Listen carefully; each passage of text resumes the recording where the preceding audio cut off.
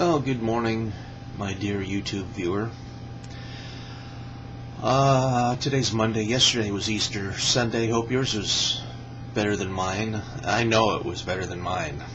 Mine was supernaturally bad. Unbelievable. It was to the point where I knew it was bad.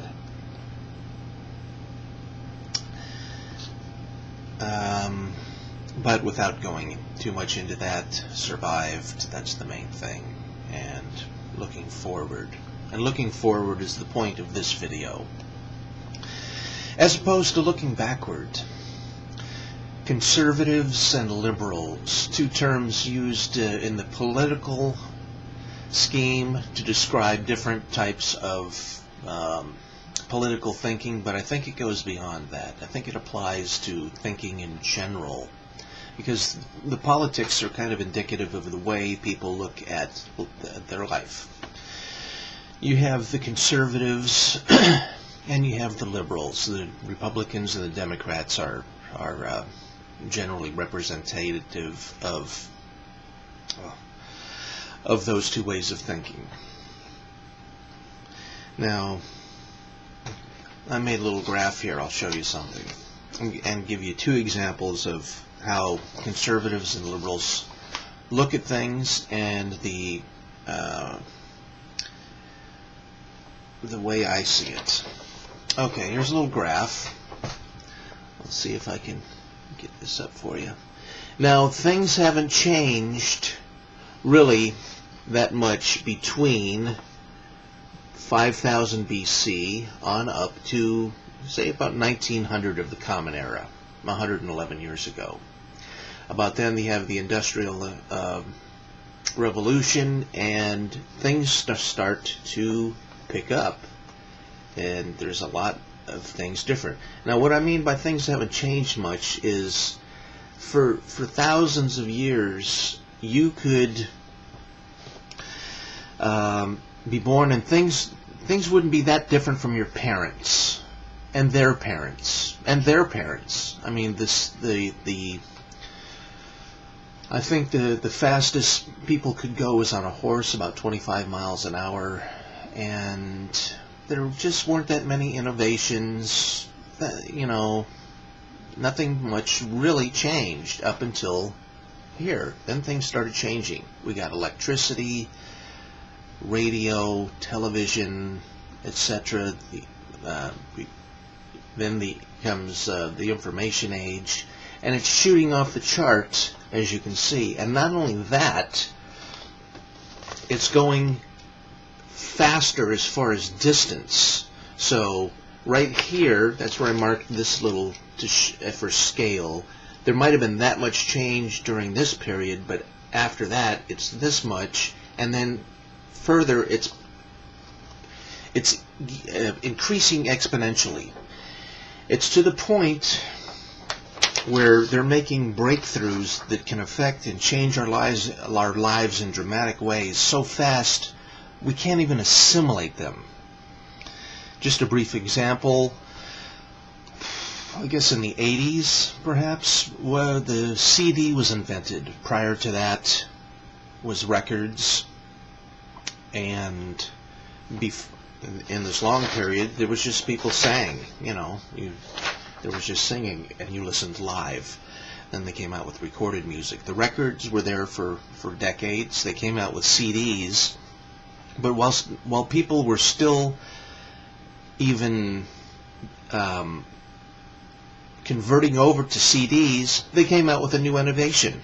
Sony came out with something called a mini disc in the early 90s, and it was basically a compact disc that was much smaller, little player. So it was really neat, but it was too fast. It was right on the heels of the regular compact disc, and you had people who had converted from their big record collection. Now they're buying a CD player. They say, okay, I see the advantage. I'll go for it. I'll buy into that. They buy a bunch of CDs, and now there's a new format coming out. And that's the problem now, is they come out with these things so fast that you know, once you're into an MP3 player with iTunes on it, something else comes out. I mean, it's just too fast. That's one part. The other part is they come out with these innovations, and people don't even know what to do with them. Excuse me. Radio was an example. They came out with radio back at the turn of the century, I think in just after 1900, 1910, somewhere back in there, maybe 1920, but somewhere in that area. Radio was invented, or discovered, however you want to look at it. They figured out how to transmit and receive things, sounds, music, speaking, etc. So they have this new technology, but it took quite a while before they figured out what to do with it. They didn't know what to do with it. They had this new thing. First of it was like, well, we can use it to talk from ship to ship out on the ocean. But it wasn't like they invented radio and then all of a sudden the radio stations popped up all over like we have today. That took a long time to for people to figure out exactly what to do with this technology. So that's another facet of what's going on with the breakthroughs. These things are happening so fast, they're making so many discoveries that people haven't even figured out what to do with the stuff yet. So, back to conservatives and liberals. I've got another little diagram for you. You've got the liberal here, and there's nothing implied by this. It's just I had these two small toys. See, they're both monkeys. If I had identical ones, I would use them, or a different toy, but this is what I had handy. Okay, so you have back to back, here they are. You've got the liberal and you've got the conservative, and here's how they're looking at the world. The liberal is looking forward towards the future. The conservative is looking back, traditional, to the past, wanting to cling on the past. Now, back before, that wasn't that bad of a deal because things, didn't change that much. So you had the liberal looking forward, and it was just, if there's a little change coming, said, but there was never really a big change. And the conservative looked backward, so they were more of the traditionalist. Things didn't change there either that much, but that's how they look. So there wasn't that big of a deal. But now things are going, and they're going fast. So you have the liberal looking forward into the future, and you have the conservative now who's looking at the past, and it's receding faster. That's very frightening for the conservative. They're seeing the past disappear. They're seeing traditions disappear, and they don't know what's coming ahead, and there's a lot of it coming. So they're easily frightened. The liberal, on the other hand, is looking right up at the future and being able to anticipate easier. I mean, it's still coming at a great deal, but at least they're oriented to be able to have a better read. And then I'll give you a couple of examples on that. There's a bunch of them, but just to make it simple, I'm just going to give them 2 or 3. One of them is health food. And that's how we'll circle around to Whole Foods.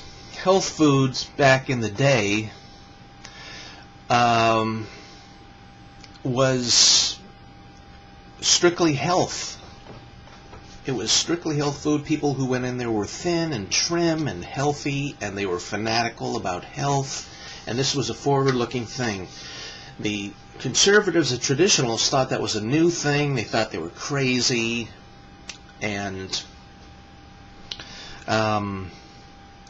now, Whole Foods is all into the organic. Health foods are the biggest chain. They've been co-opted, however, by the conservatives. Now it's acceptable to the conservatives because it's gone far enough where they can look back and say, oh yeah, it's come into our sphere, it's health food. But what they've done is co-opted it. So you go into a Whole Foods and you see a pizza parlor, which the original founders or innovators of the proponents of health food and healthy living would probably roll in their grave if they were dead, or would be just disappointed, is my guess, at the modern version of a health food store. Because you go into like a Whole Foods, which has bought out most of the other health food places. It's run by a conservative now, and when I go in there, it's like I see a lot of obese people, and it's almost like they think it's okay to go over and buy pizza because it's in a health food store. It's healthy, which the fact that you can buy a pepperoni pizza in the biggest health food chain,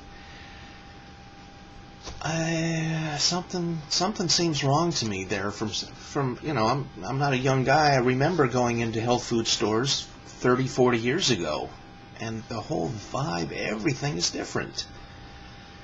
Another thing is the hippie movement, which drugs, the use of marijuana, and some of the offshoots from that was like frisbee golf, which again conservatives used to look down upon those things as drug use, that's anti-American and they should be locked up for decades and they're all criminals, and reefer madness comes. I mean, it was just this scare tactic about it. And disc golf was one of those zany things, the tie-dyes, the bell-bottoms, any kind of fashion thing of the hippies. Whereas enough time goes by, it's assimilated into the mainstream, conservatives can swallow it, and now they're some of the biggest drug users that I know personally, and they've accepted like disc golf. So it takes them a little. They complain about it the whole way, about how it's the worst thing happening, and after a little time elapses, enough time where they can see it, and it's, oh, okay, well, that's not so bad. Then they assimilate it. This has gone on way long, but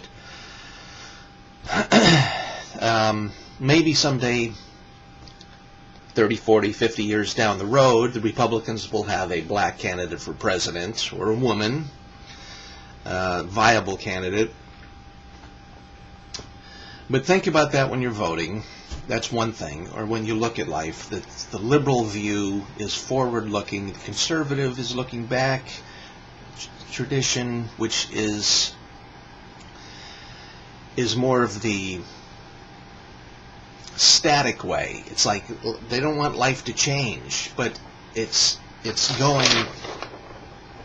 shooting, it's dynamic, it's changing, and it's changing faster every day. And I don't want to scare people. What I'm trying to say is, if they reorient their thinking, they'd be greeting this and be not as afraid. Anyway, let me know what you think. The old cliche: comment, rate, subscribe, whatever. But let me know what you think. And there was a couple of points I missed as usual, but if I remember them. Okay, peace.